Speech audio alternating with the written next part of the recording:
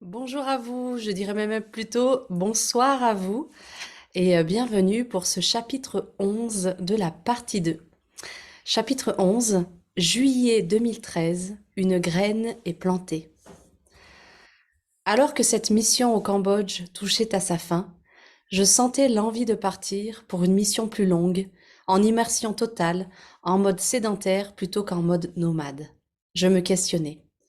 Je laissais cette pensée de côté, mais la graine était plantée. J'étais en même temps très heureuse. J'avais eu l'agréable surprise de voir que j'en étais capable, que je pouvais le faire, que suivre cette voie n'avait pas été une erreur, au contraire. Et je m'étonnais même de vouloir en faire plus.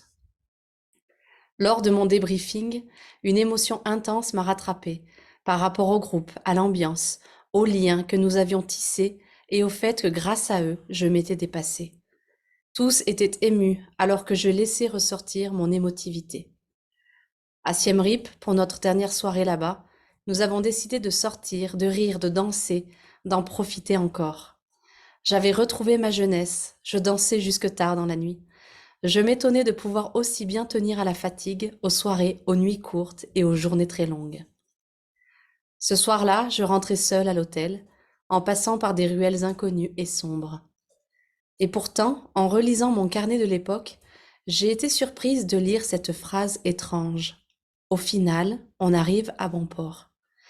Comme si quelqu'un m'avait protégée, comme si je n'avais pas été seule finalement. Puis, nous sommes rentrés à Phnom Penh en 6 heures de bus sur la piste maintenant habituelle. Le bus était silencieux. Nous étions tous assoupis ou en mode contemplation. Je sentais le terme du voyage.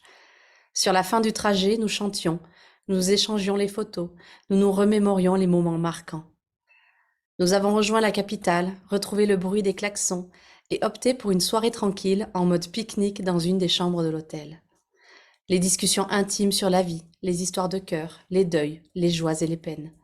Nous nous sommes confiés les uns aux autres, plus aucune barrière à la conversation. Avant de quitter le pays, nous avions prévu une visite historique dans la capitale, les Killing Fields, où les Khmers avaient été massacrés. Impossible de décrire ce lieu. Impossible de retranscrire l'émotion qui se dégageait encore du sol, des arbres et des bâtiments. La suite m'a encore plus affectée. Le S-21, la prison Khmer avant le camp de la mort. Le silence régnait dans le groupe. Certains se rendaient compte de l'horreur qui s'était déroulée ici, d'autres de ce que les vieillards des villages avaient vu et vécu. Après 2 semaines d'intenses émotions dans ce pays, nous avons dit au revoir à nos traducteurs. Les larmes montaient à nos yeux. J'avais la gorge serrée. Le dernier restaurant, tous ensemble avec les médecins. La photo de groupe, souvenir de ses joies et de ses troubles. La dernière soirée, tous ensemble, et nous ne voulions pas rentrer tout de suite. La fin approchait à grands pas, mais j'avais cette sensation étrange de ne pas le réaliser totalement. Je ne me rendais pas compte que cela se terminerait le lendemain. On marchait dans les rues de la ville, suivant le bruit de la musique, cherchant un lieu où passer un peu de temps à rire et danser. Nous errions parmi les bruits, les lumières, les noms des pubs étranges, en espérant trouver l'Eldorado. Le Tiger, petit bar, a attiré nos pas. La musique était agréable, on dansait au milieu des tables, sous le regard intrigué des Cambodgiens présents. Des jeunes étaient là avec leurs parents, des groupes d'amis, et tous se tournaient vers la scène que nous n'avions pas remarquée. Lorsque la musique s'est arrêtée, le DJ s'est mis à parler khmer pendant 5 bonnes minutes. Et alors que la musique reprenait, le rideau s'est ouvert sur une chanteuse en playback. Nous étions rentrés sans le savoir dans un bar-cabaret. Les numéros s'enchaînaient, danse, chants traditionnels, chansons plus conventionnelles ou carrément internationales. À la fin du numéro, la musique reprenant, nous avons repris la danse en mode craquage. Je mitraillais le groupe de photos. Je sentais enfin le dénouement de l'aventure. Les Khmers présents nous ont rejoints et ont dansé avec nous. Une danseuse nous a fait monter sur la scène et nous avons été invités à partager le gâteau d'anniversaire d'un des spectateurs. Le groupe s'est étiolé doucement pendant la nuit. L'un d'entre nous partait vers 1 heure du matin pour un périple à travers la Thaïlande et le Laos. 2 autres partaient vers 4 heures. La matinée, je l'ai passée à flâner, à lire, à marcher dans les ruelles, discuter avec une bénévole, faire le bilan de nos 15 jours.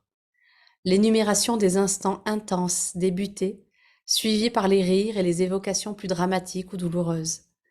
Le groupe, la rencontre de tous ces êtres si différents, mais qui s'étaient accordés au même diapason le temps d'une mission. Ce jour était historique au Cambodge. Le chef de l'opposition au parti, en exil en France, rentrait au pays après avoir été gracié par le gouvernement. Des mouvements de liesse générale avaient lieu dans les rues et faisaient face aux parades du gouvernement en place. En fin d'après-midi, nous avons longé les cortèges, les drapeaux levés, les chants et les musiques sur notre route pour l'aéroport. Les élections se déroulaient une semaine plus tard et la foule s'agglutinait déjà dans les moindres allées, ruelles, rues et avenues. À l'aéroport, une énorme embrassade avec ceux qui restaient sur place. L'émotion, les larmes aux yeux. Je pleurais mais n'étais pas la seule. Je prenais finalement conscience que l'aventure avait été extraordinaire. Une aventure humaine, une redécouverte. Dans l'avion, contrairement à l'aller, le sommeil m'a tout de suite gagné. À l'atterrissage, je ressentais de l'excitation et de la tristesse. Je passais la douane en chantant. J'attendais les valises avec mes compagnons en chantant. Nous parlions de nos prochaines retrouvailles. Et puis le moment tant redouté, les adieux. Embrassades, pleurs, intensité, éternité. Serions-nous capables de nous retrouver dans un contexte normal, loin du Cambodge et des émotions exacerbées? Doucement, je suis sortie de la zone bagage. Chacun a retrouvé ses parents, amis, copains qui étaient venus les chercher. Un de mes copains m'attendait à la sortie. J'étais très heureuse de le voir, mais incapable de raconter le voyage. Je ne pouvais exprimer l'énormité de mon expérience, de ma renaissance. Je n'avais pas envie de quitter le groupe, et alors que je prenais le RER, puis me doucher, et enfin me poser pour manger un bout, je pensais à eux. Nous nous envoyions encore des messages de manque, de «C'est bizarre, je suis décalée» et de «On repart quand?» Mon pote comprenait et me laissait le temps de me réacclimater. Je me rappelais la formation et l'aide au retour, où l'on m'avait prévenu que le dialogue serait lent à reprendre, car nous n'avions pas vécu le même temps. Je divulguais petit à petit certaines bribes du voyage, mais ne pouvais pas répondre aux questions. Comme si je voulais contrôler les informations que je dévoilais, comme si je voulais garder juste pour moi tous ces souvenirs comme un moment précieux. Tout me paraissait bizarre, lointain. Je n'avais pas envie de re-rentrer dans cette vie, dans ma vie. Je réfléchissais déjà à ce que je pouvais faire pour repartir et quand. Les mots année sabbatique ou congé solidaire se formaient lentement et pour la première fois dans mon esprit. La fatigue se faisait sentir, et même si j'arrivais à m'exprimer un peu plus, je n'arrivais pas à autant parler que ce que je le faisais par message interposé avec mes copains d'aventure. Nous étions encore connectés par ce fil invisible.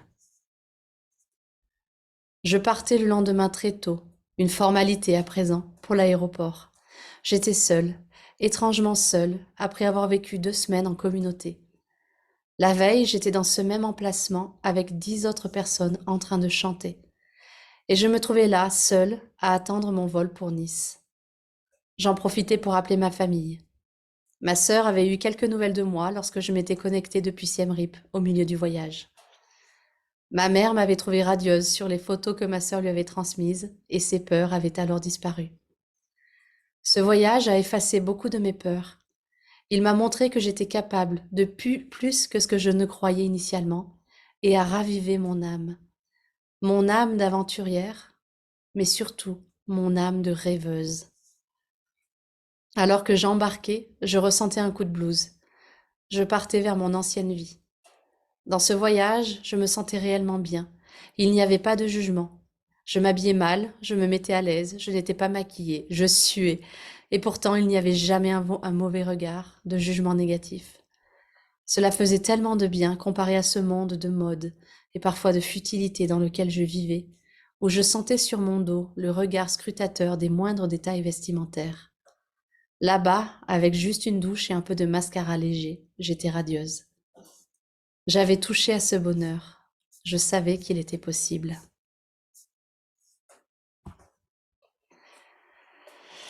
Voilà la fin de ce chapitre 11 et puis surtout la fin de trois chapitres dédiés au voyage au Cambodge. Ce voyage au Cambodge qui marque vraiment ma renaissance.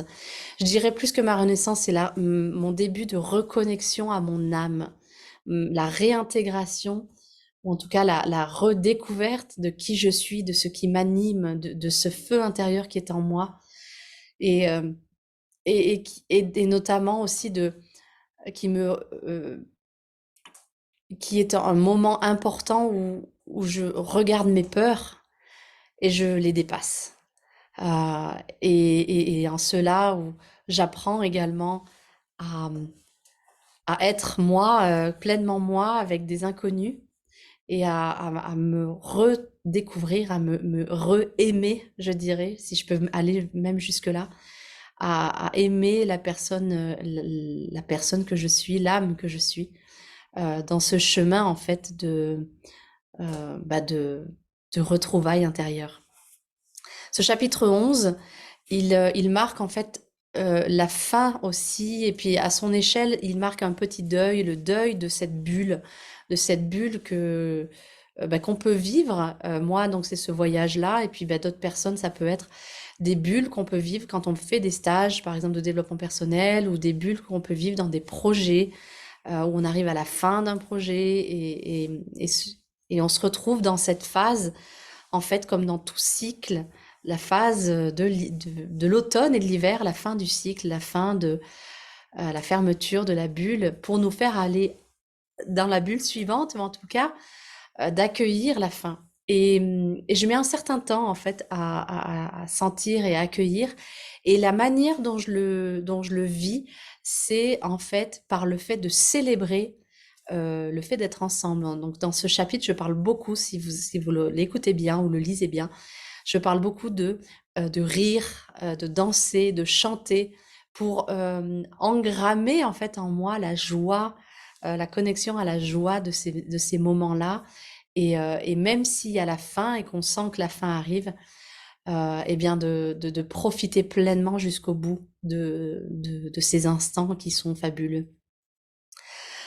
Donc c'est aussi un moment où enfin, je dirais, lors d'un débriefing, je laisse mon émotivité parler. Je laisse transparaître mon, mon âme, mon être, ma vulnérabilité, en même temps ma force. Parce que les deux c'est vraiment la force, la puissance de la douceur, la puissance de la vulnérabilité.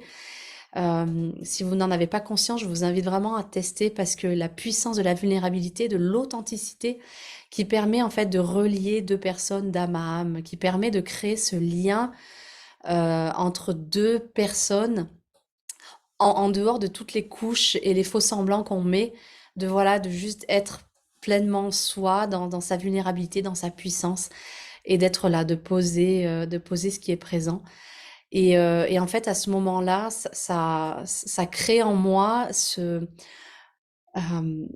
cette ouverture que j'ai cherchée pendant tant de jours, et cette ouverture-là à l'autre, et puis un véritable échange, sans nécessairement utiliser de mots, un échange bah, des êtres qui s'accueillent et qui se voient. Il y a une émotion en fait qui transparaît à ce moment-là lors de ce débriefing, car nous savons tous que finalement c'est la fin, c'est le dernier débriefing qu'on va faire, c'est notre dernière soirée à Siem Reap, et puis enfin derrière on va avoir la dernière soirée à Phnom Penh. Donc c'est un moment aussi qui est très intéressant, parce que je note cette phrase-là dont je prends pas conscience, et puis euh, pour vous dire, quand j'écris et quand je transparais ce que je ressens, etc., les mots qui viennent sont vraiment des mots euh, qui sont fluides, dans le sens où c'est le flow. En anglais, on dit le flow, c'est comme la rivière, ça coule. Et c'est toujours assez pertinent. En tout cas, quand je me relis, ça me donne énormément d'informations. Et là, je me rends compte que j'ai écrit «On arrive à bon port». C'est On pourrait dire c'est anodin ou alors j'étais fatiguée. C'est pas du tout anodin quand on commence vraiment à être conscient, à ouvrir en fait ses perceptions. Sur tout le reste du texte, j'écris je et là particulièrement j'écris on arrive à bon port. Alors que je rentre seule dans des ruelles inconnues, sombres, donc on pourrait imaginer que c'est dangereux. Eh bien, j'arrive et j'écris on arrive à bon port. Et moi, ça me fait vraiment penser, en tout cas quand je l'ai relu des années plus tard, il y a une évidence pour moi qui était que j'ai été protégée en fait sur cet aspect-là, euh, dans la non-conscience du fait que je rentrais par une ruelle inconnue et sombre. J'ai été vraiment, en tout cas, j'ai eu cette sensation d'être protégée, d'être guidée et de pas avoir été seule. Et donc, pourquoi j'en parle maintenant, c'est pour vous dire de petit à petit de prendre conscience de ces moments où vous sentez une présence, quelqu'un de bienveillant, quelqu'un ou quelque chose qui est là, qui est présent et qui vous soutient en fait dans ce que vous êtes en train de vivre, dans tout ça. Et on a tendance, en tout cas moi j'ai eu tendance à souvent me sentir seule. Et bien en fait cette présence bienveillante, cette énergie est là en fait. Si on y prête vraiment attention, si on, voilà, si on prend un peu de recul, on se rend compte et c'est par des petites choses comme ça, par un petit signe, on arrive à bon port que ben, ma perception du fait que je n'étais pas seule, elle a énormément, énormément augmenté. La fin du voyage, donc on repart sur Phnom Penh, et là en fait on arrive dans un lieu qui est très très marqué énergétiquement, émotionnellement, les Killing Fields, et puis le S21 qui était la prison où les Khmers rouges ont enfermé les personnes qui allaient être amenées au camp de la mort. Et quand je l'ai visité, à l'époque, j'étais pas du tout au fait de tout ce qui est énergétique. Par contre, quand je l'ai visité, on pouvait sentir encore l'énergie du lieu, l'émotion, l'horreur qui s'était déroulée là. Le, les lieux étaient complètement imprégnés en fait de l'horreur. Et ça, c'est pour vous dire d'être ouvert en fait à des moments où on rentre dans un lieu et on se sent pas bien, où on sent que c'est lourd, que c'est chargé. Et puis dans d'autres lieux, on rentre et là, on sent que c'est léger, que c'est agréable, que c'est lumineux. Eh bien, c'est ok. En fait, certains lieux gardent en mémoire en fait certaines histoires, certaines choses et peuvent être donc connotés énergétiquement. Et quand vous ressentez des choses comme ça, c'est que vous ressentez en fait cette énergie-là, c'est que vous ressentez l'histoire du lieu, vous ressentez les énergies qui sont encore présentes. Alors oui, on peut, donc dans un chemin énergétique, on peut nettoyer les lieux de manière énergétique pour les rendre neutres. Après, certains lieux vont être un peu plus chargés que d'autres. Et voilà, quand vous entrez dans certains lieux, autant dans le lieu, dans le chapitre 10, je parlais des, comment ça s'appelle? Des temples de Angkor où là, je sentais une sérénité, une paix intérieure.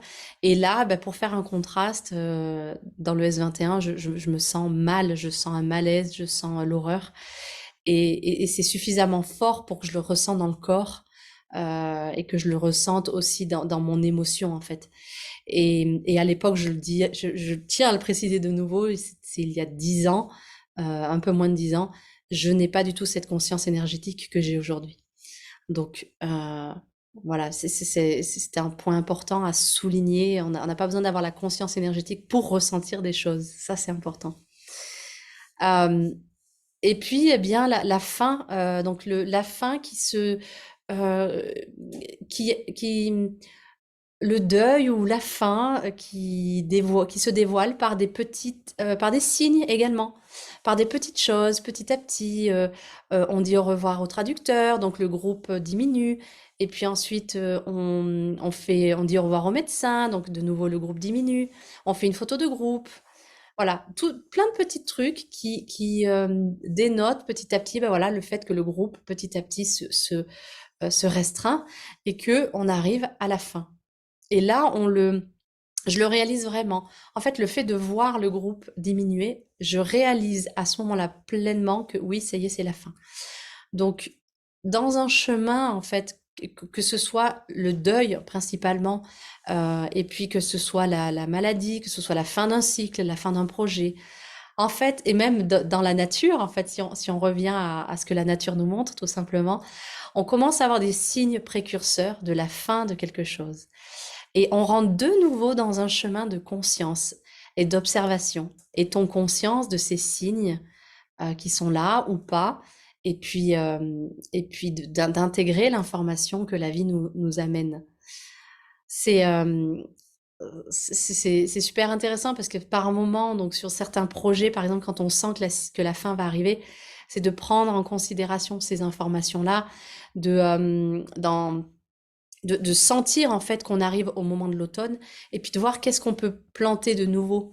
C'est-à-dire surfer sur, ok, voilà, là on arrive à la fin de quelque chose, et bien c'est aussi le moment de faire le bilan, de faire tous les apprentissages, de voir ce qui a marché, ce qui a marché, ce qui n'a pas marché,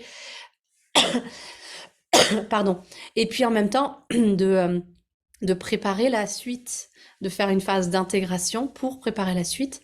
Dans un projet, ça peut être eh bien, la phase un d'un projet qui arrive à sa fin pour lancer la phase 2 du projet.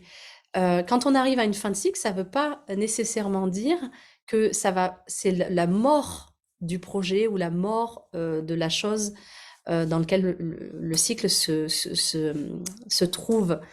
Ce que je veux dire par là, c'est que et vous le verrez, les cycles sont inclus les uns dans les autres. Par exemple, la vie de couple, un travail. Dans un travail, eh bien, on peut avoir plusieurs cycles qui sont à l'intérieur. Et quand je termine un premier cycle, j'en fais le bilan pour, hop, démarrer le cycle d'après, le deuxième projet. Ça ne veut pas dire que je vais changer de travail, mais juste que je fais les apprentissages de, par exemple, ma première année pour démarrer ensuite le deuxième cycle qui démarre. C'est c'est pour vous dire que la fin d'un cycle ne veut pas nécessairement dire la mort du cycle plus grand dans lequel il s'inscrit. Voilà, c'est ça que je voulais vraiment vous exprimer. En tout cas, c'est quand même faire le petit deuil du cycle en cours. Et c'est vraiment important pour moi d'exprimer que en fait, on a vraiment assimilé la mort, le deuil à des choses d'extrêmement tristes parce qu'on associe le deuil à la mort d'un être cher.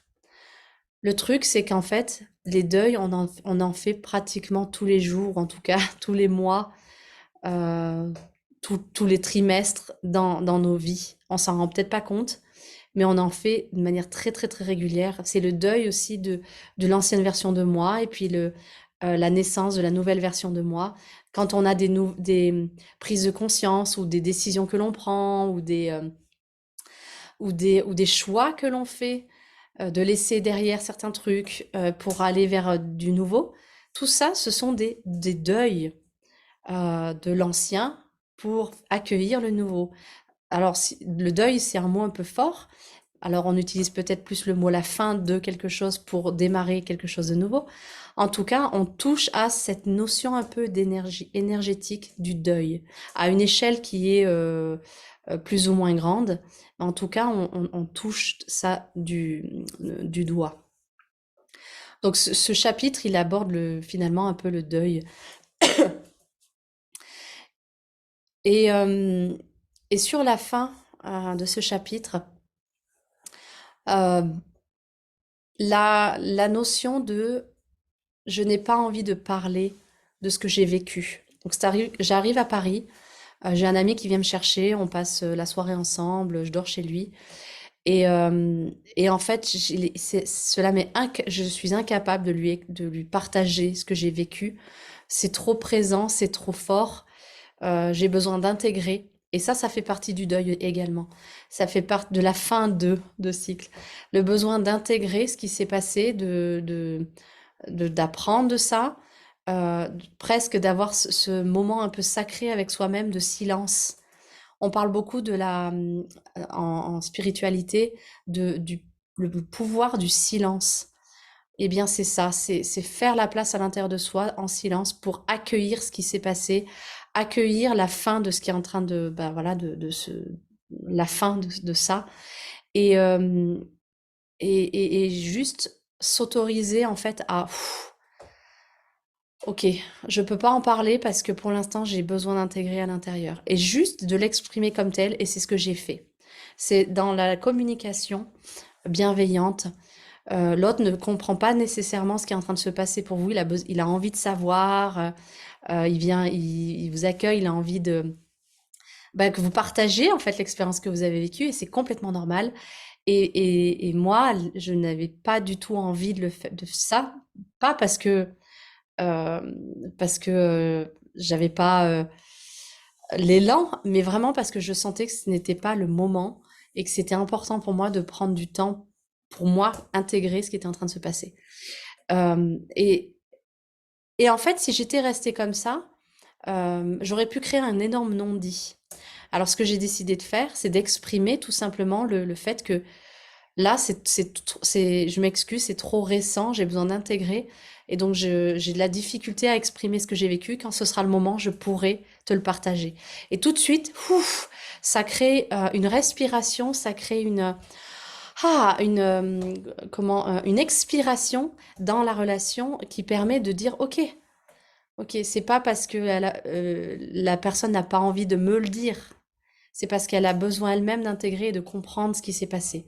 Donc je vous invite vraiment, et de toute façon toute la gestion du deuil, l'accueil de ce deuil, tout l'accueil de nos vies en termes de communication, c'est juste de reconnaître ce qui est là et de l'exprimer en fait doucement pour qu'il y ait plus non seulement de non-dit mais également de suppositions. Donc voilà, j'ai exprimé ça et puis je me suis retrouvée en fait à expérimenter complètement ce que au début de la formation, on nous avait prévenu qu'on allait vivre dans un autre espace-temps pendant 2 semaines, qu'on allait vivre d'autres choses et que quand on allait rentrer, on allait se retrouver en fait avec ce décalage parce qu'on avait vécu un autre espace-temps. C'était 2 semaines. 2 semaines, c'est gérable. Quand je vais partir 6 mois en Thaïlande 2 ans après, je peux vous dire que c'était beaucoup plus difficile à gérer. Parce que 2 semaines d'espace-temps, bon, on va me dire, en physique quantique, l'espace-temps, enfin, l'espace et le temps n'existent pas. Donc 2 semaines ou 6 mois, c'est pareil. En tout cas, là, voilà, j'ai commencé par 2 semaines où j'ai vécu une autre vie dans un autre espace-temps et où effectivement le retour à mon ancienne vie, parce que, et je le dis vraiment dans le texte, je dis je reviens à mon ancienne vie. En fait, c'est pas vrai. Je reviens pas à mon ancienne vie. Je reviens à mon ancienne condition de vie. Mais moi, je suis changée. Je suis une personne différente. Et ça va avoir un effet en fait sur la suite de l'histoire parce que bah, effectivement j'ai vécu une autre ligne de temps et tout le jeu va être derrière d'intégrer cette autre ligne de temps dans la ligne de temps dans laquelle je suis à ce moment-là et je reviens à ce moment-là sur Antibes. Donc il y a des moments où quand vous vivez des choses particulièrement fortes de reconnexion avec votre âme, avec qui vous êtes, de dépassement de peur, d'aller au-delà de certaines zones d'inconfort et donc de grandir finalement, vous pouvez avoir l'impression d'avoir vécu dans une autre ligne de temps, dans un autre espace-temps. Et c'est le cas. C'est le cas parce que eh bien, vous avez décidé de sortir du chemin ou de la ligne de temps dans laquelle vous étiez. Vous avez décidé d'en sortir et pendant ce temps-là, pendant que vous vivez autre chose, eh ben, le reste de la ligne de temps, vos amis, la famille, vos collègues de travail, eux, ils continuent de vivre leur ligne de temps. Et la ligne de temps dans laquelle vous étiez. Vous, vous en vivez une autre. Et quand vous revenez, c'est là où on voit et on perçoit les décalages par la personne, la nouvelle personne que vous êtes, et puis par le changement en fait de perception que vous avez sur ce qui se passe dans la ligne de temps que vous avez quittée. Voilà, c'était un peu. Je pensais pas parler de ça ce soir. En tout cas, voilà, c'était approprié de le faire. Euh, je me rends compte également sur ce chapitre-là que cette expérience-là, elle me permet, et c'est pour ça que je vous encourage à faire des expériences où vous sortez petit à petit de vos peurs, tout en étant en confiance, c'est-à-dire de sortir, d'augmenter votre zone d'inconfort, ou plutôt d'augmenter votre zone de confort petit à petit, en allant pousser un peu les inconforts, petit à petit, petit à petit, petit à petit. Parce que en faisant ça, vous touchez du doigt à des choses qui sont possibles, mais que vous imaginez ou vous avez peur que cela ne le soit jamais. Et c'est exactement la dernière phrase de ce chapitre. J'avais touché à ce bonheur, je savais qu'il était possible. Donc je sais, j'ai vécu quelque chose où j'ai vécu d'autres euh, ressentis, une autre manière d'être, une autre manière d'interagir avec les personnes, une autre manière de regarder le monde, une autre manière de ressentir le monde. Et tout ça me montre que oui, c'est possible. J'ai dû, d'une certaine manière, sortir complètement de mon confort et donc de ma ligne de temps pour aller toucher cette autre ligne de temps, pour aller toucher autre chose et me rendre compte que, ok, oui, c'est possible. Et maintenant, en fait, quand je parle de la graine est plantée, maintenant c'est ok, maintenant comment je fais pour faire merger, pour se rassembler les deux et mettre en fait dans ma ligne à moi, dans ma ligne de temps, dans qui je suis, de mettre ce bonheur-là, d'incarner pleinement l'âme en fait que je suis et plus les peurs, en tout cas de l'incarner en conscience, d'assumer mes choix, de m'exprimer pleinement et d'être dans cet état d'être permanent que j'ai ressenti en fait pendant des laps et des instants très courts sur ce voyage au Cambodge. Voilà, donc ce chapitre marque de nouveau la fin du voyage au Cambodge et pourtant il marque le début je pourrais dire entre guillemets, ma nouvelle quête de comment est-ce que je passe à l'étape d'après, comment est-ce que je, je deviens moi-même tout le temps. Je sais pas si c'est très clair, mais voilà, j'ai lâché les apparences pour être pleinement moi-même, redécouvrir qui j'étais, en dehors de tout mon quotidien. Et bien maintenant, comment est-ce que je vais faire pour réintégrer qui je suis pleinement dans le, entre guillemets, quotidien, dans la ligne de temps dans laquelle j'étais avant de partir. Voilà, et bien écoutez, je vous souhaite une magnifique soirée et puis je vous dis à bientôt pour le prochain chapitre.